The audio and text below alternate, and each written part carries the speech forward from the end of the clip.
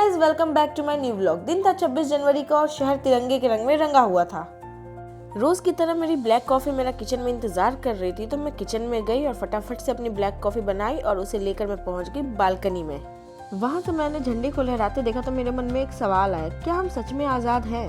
दुकान से मैंने क्रीम रोल लिया और उसे खाते हुए निकल पड़ी अपने सवाल का जवाब ढूंढने गांधी मैदान। और इन बच्चों को देखकर तो मुझे मेरा बचपन याद आ गया, और इसके बिना तो हमारे देश का हर फेस्टिवल अधूरा है। हमारी राष्ट्रीय मिठाई जलेबी।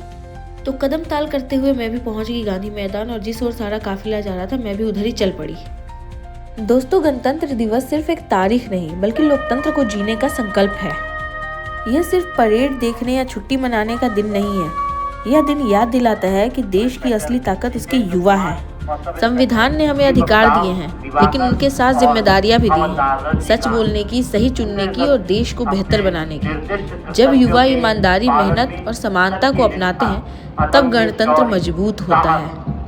पूर्वी कमान को संभालते हुए मणिपुर की स्थिति के नियंत्रण और बांग्लादेश तथा म्यांमार से किसी भी प्रकार के और तब जाकर फाइनली मुझे मेरे सवाल का जवाब मिला कि आज का युवा अगर जागरूक है तो भारत का भविष्य सुरक्षित है, क्योंकि गणतंत्र सिर्फ किताबों में नहीं, हमारे फैसलों में जिंदा रहता है।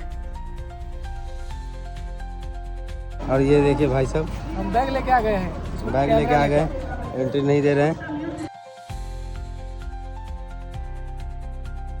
गाइस, 26 जनवरी एक तरफ, भाईचारा एक तरफ। बेचारे को बैग लेके एंट्री नहीं मिला, हम लोग भी निकल गए गांधी मैदान से। नहीं देखना झांकी, वापस आ गए हम लोग। और यहाँ रुककर हम लोगों ने अपने बचपन की यादों को ताज़ा किया। बचपन में भी हम लोग स्कूल जाते थे तो तिरंगा झंडा खरीदते थे, ठीक वैसे ही आज भी हम लोगों ने तिरंगा झंडा खरीदा। गाइज, आंटी ने यहाँ हमें पूरा कंफ्यूज कर दिया था। उनके पास इतनी सारी वेराइटीज थी झंडों की, हम लोग पूरा कंफ्यूज हो गए थे कि कौन सा लें और कौन सा ना लें। आंटी बार बार बता रही थी ये लीजिए, वो लीजिए, इसमें का लीजिए, उसमें का लीजिए, बट हम लोग कंफ्यूज हो गए थे। तो फाइनली हम लोगों ने एक झंडा वहां से उठा लिया। झंडा मिल गया, चिड़िया का पर गिन लिए है और बस में चढ़ गए। चलो, हम लोग सोचे थे ऑटो पकड़ने का, लेकिन बस दिख गई तो और सीधे बस पे। अब सीधे हमारी गाड़ी रुकेगी प्रेमचंद रंगशाला।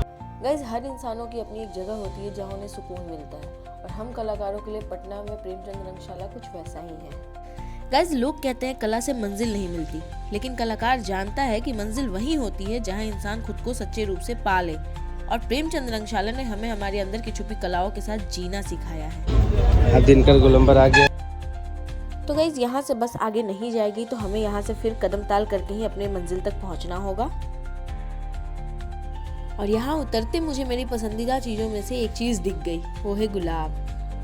मेरी गाड़ी यहाँ आकर रुक गई। गाइस, कोई है जो मुझे ये पूरी की पूरी बाल्टी गिफ्ट कर सकता है?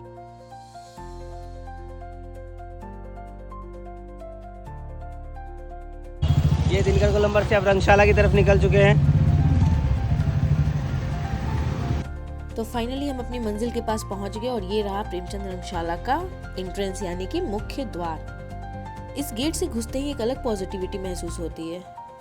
और यहाँ अभी झंडोत्तोलन की तैयारियां चल रही हैं।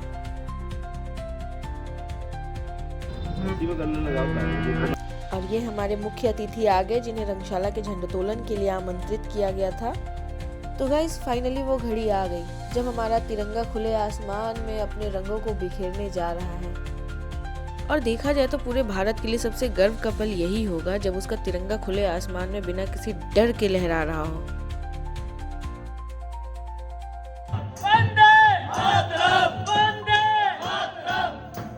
गाइस, बेशक तालियां कम थी, लेकिन जो थी वो दिल से थी, क्योंकि उसमें संघर्ष की धड़कन थी और तिरंगे का सम्मान था। तो आप भी अपना मुंह मीठा कीजिए और आइए आपको दिखाते हैं कि हम कलाकार अपना उत्सव कैसे मनाते हैं। तो आप तैयार हैं? चलिए फिर।